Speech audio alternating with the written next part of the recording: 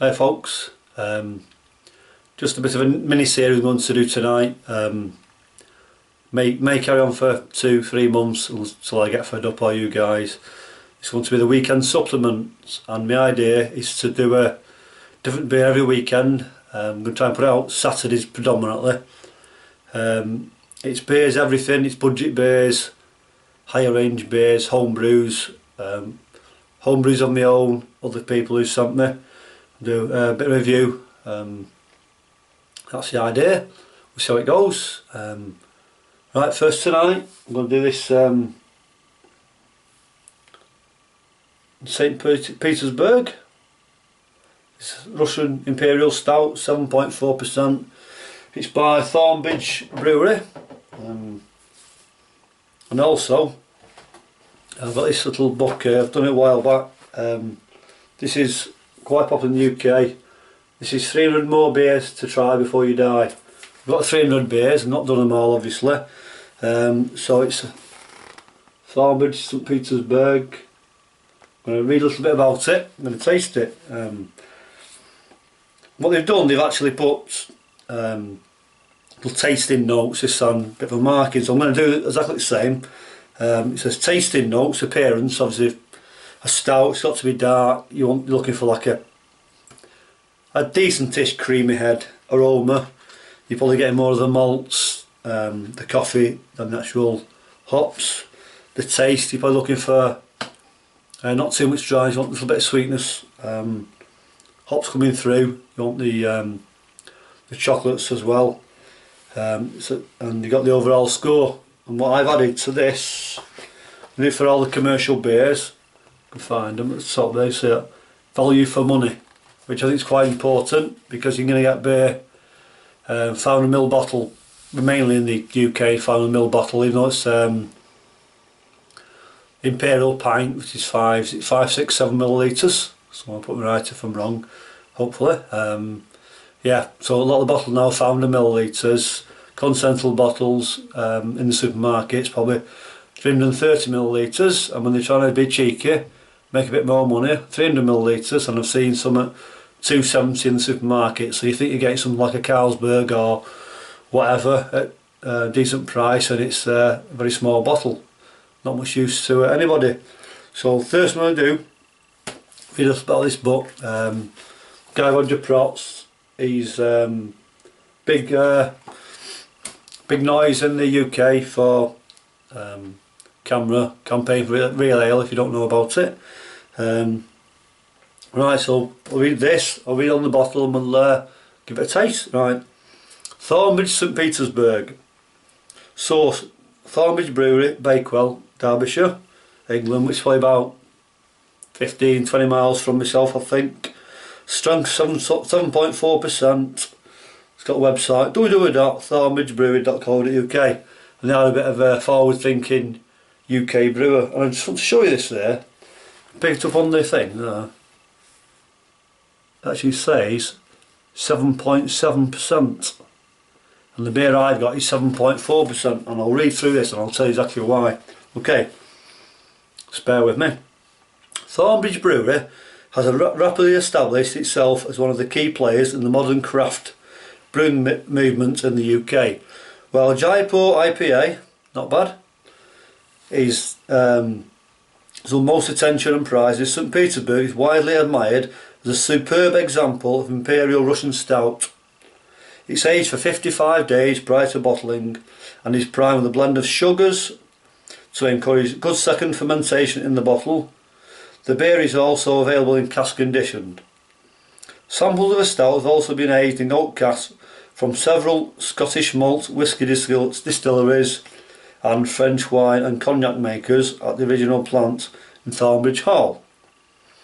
It is brewed with Malice Otter pale malt, chocolate malt, which I've used, peated malt, not used peated malt at all.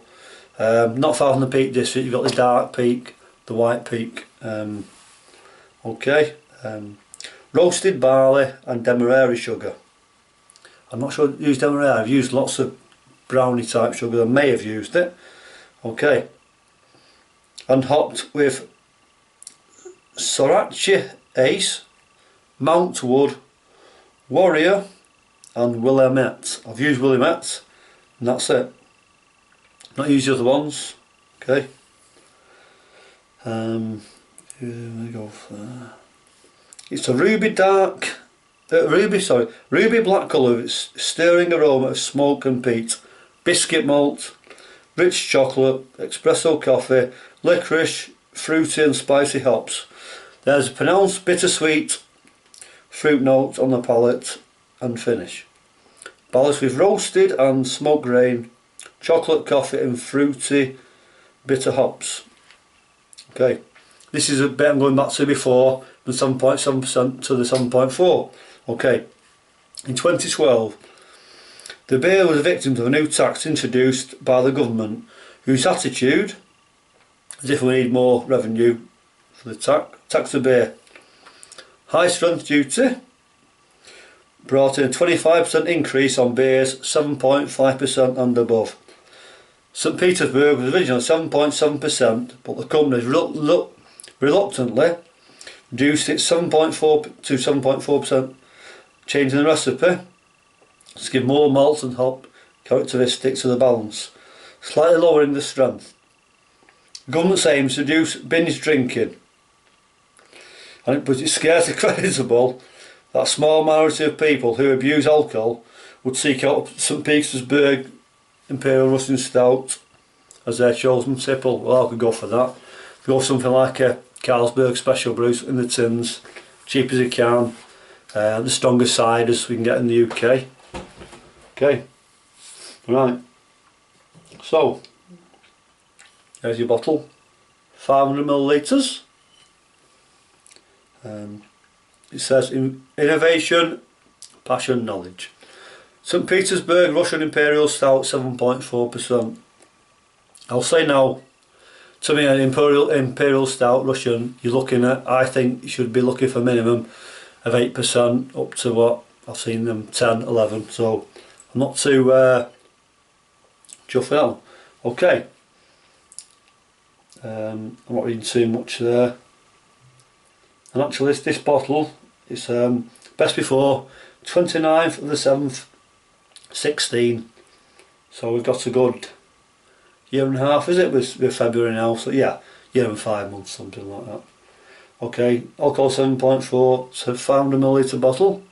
I'll show you that, price I paid for it, if you can pick it up on the camera, is £4.10, see that there, which I don't think for a bottle of beer is particularly cheap. I've not seen this in the supermarkets where I live. You may be able to get into supermarkets near you, a bit cheap in the craft beer shop, and the craft beer shop is going to charge a premium rate for a premium product, so we'll give it a pop and have a look. Nice hiss. Smells very chocolatey there. Give it a pour, not sure it's going to pour.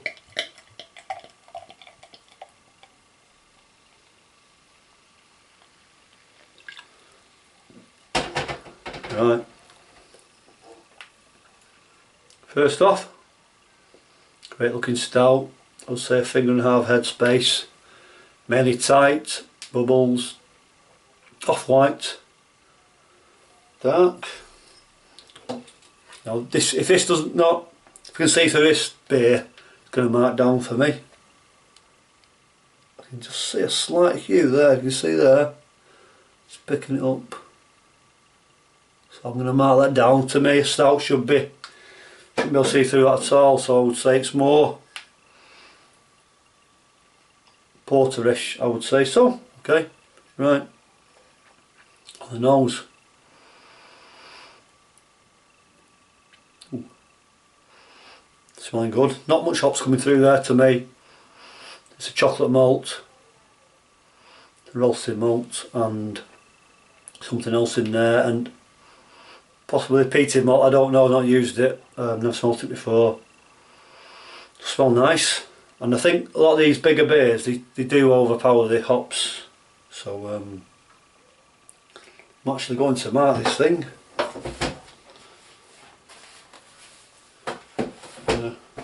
Back in a sec.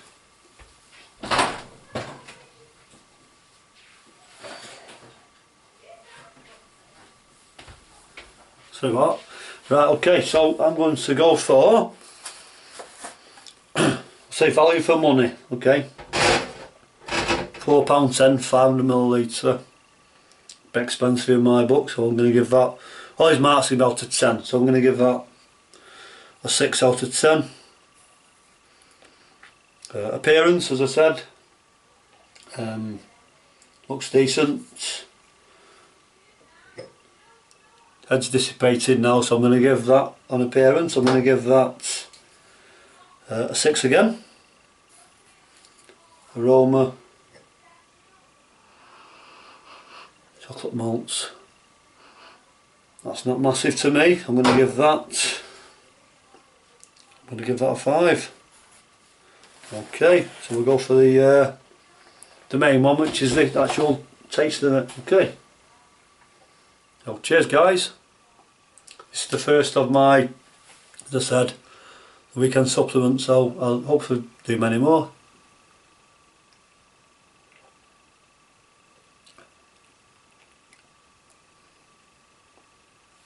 Quite tangy, that caramel there. You can taste the alcohol. Unusual, because a lot of these beers surpass the alcohol and you can't taste them at all. You can tell that's strong beer. Bit of sweetness there. Very, very light on the body. For Imperial Stout, I think she'll be a bit more heavy, more mouthfeel. Nice aftertaste on the hops. So, on the taste, I shall give that.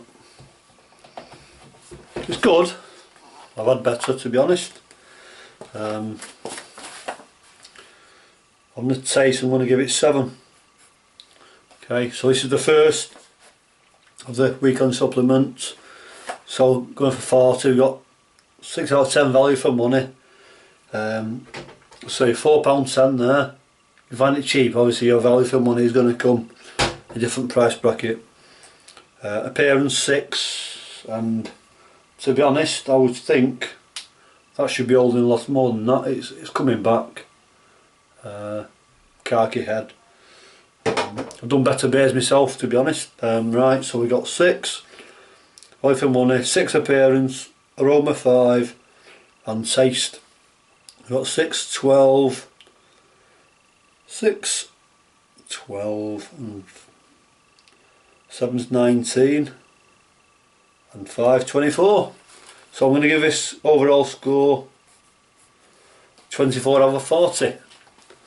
It's one of the better brews in the UK. It's decent, but I've had much better.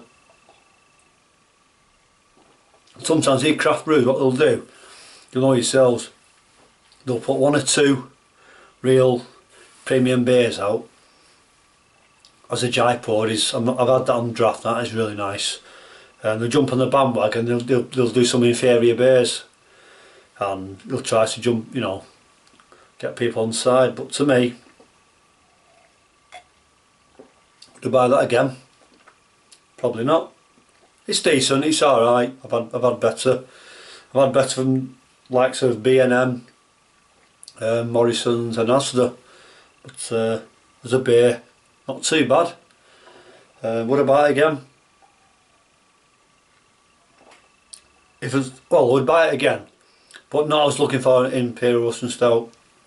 So that's my take tonight. So cheers guys, thanks for watching. Number 1, and more to come. So cheers, and I'll catch you later.